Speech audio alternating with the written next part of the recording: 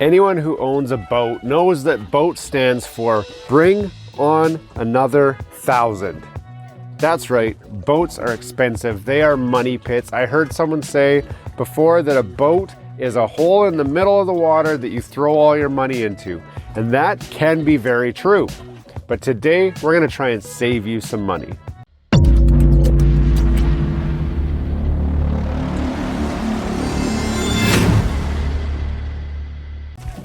Hello and welcome back to Gears and Tech. Today we are going to try and save some money, as you already heard. And the way we're going to do that is installing one of these.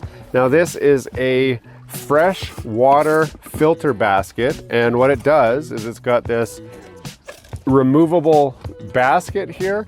So it takes all the water that you pick up out of your lake, runs it through this screen, and makes sure that you're not sending any of the junk from your lake through your engine and potentially damaging stuff like your impeller and your water cooling system. Before we get too far into this video, don't forget to subscribe to the channel down below. If you've seen some of our content already and have not subscribed, we want you to join our community. Smash that like button, hit subscribe, and let's get back to the video. And since we're gonna be hacking up our intake system anyway, I figured now would be the perfect time to install this. This is the Perco Flush Pro. And what this will do is allow us to winterize our boat much easier than the way that I've been doing before. And I've actually done another video showing you exactly how we have been winterizing, which is to take off that intake hose and shove the garden hose into there and suck through there. This adds a garden hose attachment so that you don't have to remove anything. You just hook it up and then you're good to go. So might as well do it now while the sun's shining rather than do it at the end of the season when you're really disappointed that you have to put the boat away anyway. So we're gonna be installing these two things today.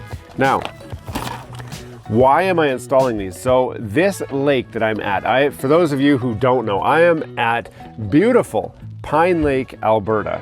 And those of you who are familiar with this lake know that it is not beautiful.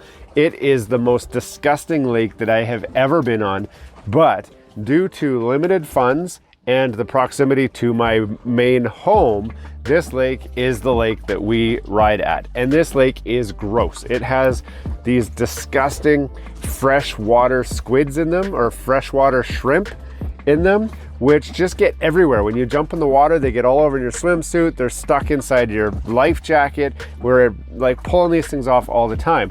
And they are getting sucked through your engine. We have a lot of green junk in this lake, and those of you who have watched my surfing videos, you know that the water's got this weird like pea soup type color to it. So it's kind of gross. Right now, because it's beginning of the season, it's still somewhat clean, but that's where this basket strainer is going to come in very handy, because it'll pick up all of those freshwater shrimps, and then as it gets full, I can just dump it out and keep going. I just don't want that crap going through my engine. But also recently, I've encountered a little bit of a temperature issue with my engine, and that's because my hose, my intake hose, is actually starting to wear out. It's got a little pinhole leak in it, and I'm sucking air in. I can hear it sucking air instead of all water, which is creating a little bit of a problem. So I need to fix that anyway. So you might not have the problem that I have that's causing me to go looking at that intake hose, but this is definitely a worthwhile install to do on your boat. So the first thing we need to do is figure out where we're gonna put this thing. So I'm gonna go in this hole, and hopefully we'll be able to see what I'm looking at here. So this here is my intake tube. There, you can see where it comes through the hull, and then it just comes up to this guy right here. So all we're gonna do is add our strainer in between these 2 points. So let's get the strainer, and really we just gotta see where it fits in here, kind of out of the way. Now you don't want to do it too high. I thought I was going to put it a little higher. I thought I might come up in this space here. Potentially I could put my strainer here. It's just that makes a long way for the water to get sucked up. So I'm going to show you guys where I've decided to mount this thing. It may not be the best decision, but I'm going to go for it and see what happens. So I'll show you guys here. So this is from the engine of the boat looking in. One place I did consider was right here. This is really convenient because I've got that aluminum block. I can easily run like a self-tapper in. We've got tons of clearance and it's super accessible and easy to see.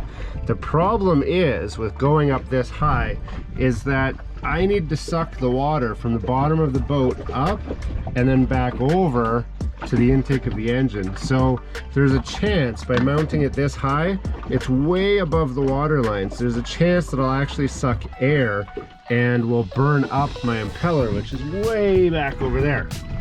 So I want to get as low as possible. So what I'm looking at doing is going right here, somewhere around here. And I'm thinking I'm gonna actually just end up tie wrapping this to the engine support somehow, like this or something, after I get my hoses on. So I'm not actually gonna mount this till I get the hoses cut and in position. I'll leave a little bit of extra hose so that I can maneuver it around in there into position, but ultimately I'm gonna attach it to this somehow. I did look at using this screw, but that's a bad idea because this is supporting the entire engine and I don't want to loosen that off and then attach plastic in between here. But I will end up tie wrapping it somehow into this space here. Now let's talk about this hose a little bit more. This is a wire reinforced hose. I got this from my local Princess Auto. That's like Harbor Freight in the United States. And my fittings here clearly have a 1 on here. That's 1 inch fitting. Now it just has a regular nipple. It's called a chase nipple on here, which the original piping just went right on like that and it was clamped. So this is a 1 inch inside diameter. The actual tubing you're gonna need, if you have a 1 inch inside diameter piping like this, you're gonna need 1 1/4 inch tubing. So the inside hole of this is 1 1/4 inches. So that's what I ended up buying. It was like $12 a foot, which is pretty cheap. I got 4 feet, which I hope is enough for what I'm trying to do here today. But most boats are going to use roughly this size. So you're going to be looking for 1 1/4 inch. You will want to double check your boat just to be sure, but that's what this one uses.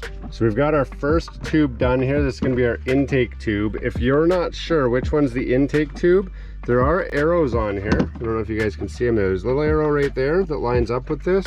But also, if you look at the top, that's our intake tube on the right-hand side there.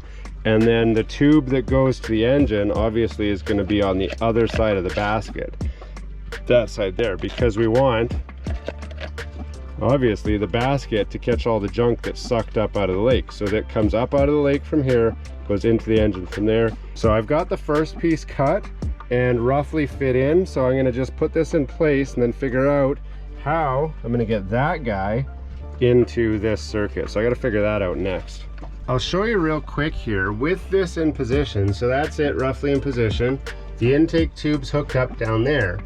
If you are not adding that flush valve, it's as simple as adding a piece from here into here. So it's just this short little piece, which would be super easy and then you'd be done.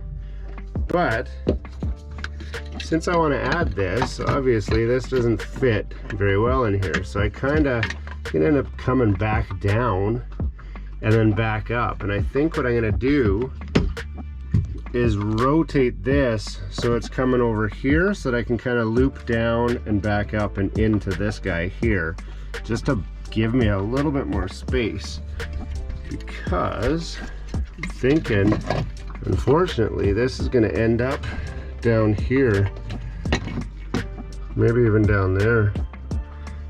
So I can come down and into this and come back up into there. I think that's where I got to go, because this is just so hard to bend around those bends.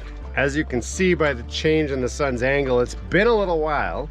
I've gotten sweat dripping down my face because it's hot out now.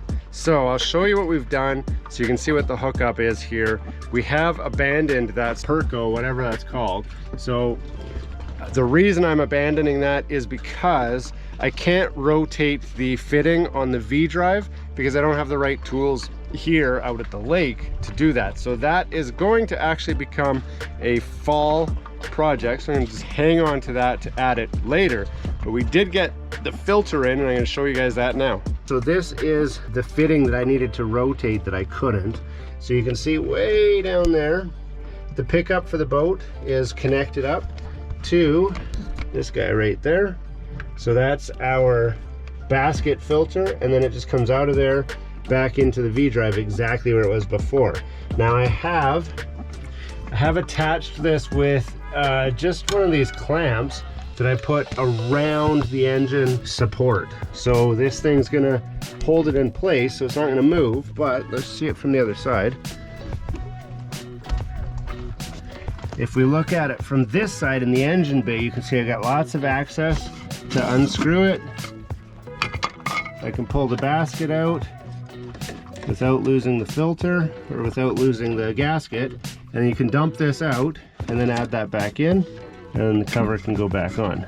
Now you want to make sure the cover's on tight, because if that's got any air leaks in it, then you're going to suck air. You're not going to get water pulled through there. The question you're going to ask is, it looks like it's at a bit of an angle. That's because it is at a bit of an angle. It doesn't really matter if it's at an angle like this. Ideally it would be straight up and down, but in this case it's kind of angled like that so I can access it a little bit easier from the engine bay. But that's the install of just the basket strainer. That Perco drive will be in a new video at the end of the season when I actually can rotate that fitting how I need to fit that thing in there.